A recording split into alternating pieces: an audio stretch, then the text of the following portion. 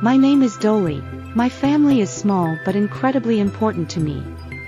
It consists of my parents, my brother, my sister, and me.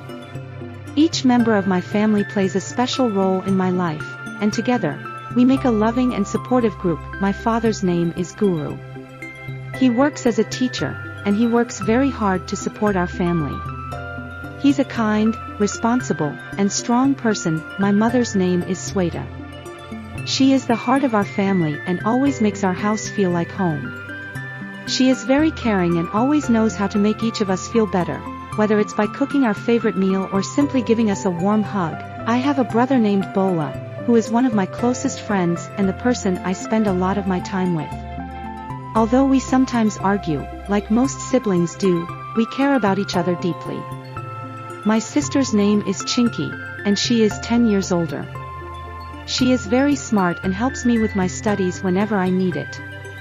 We have many traditions in our family. Every weekend, we spend quality time together. I feel very lucky to have such a wonderful family.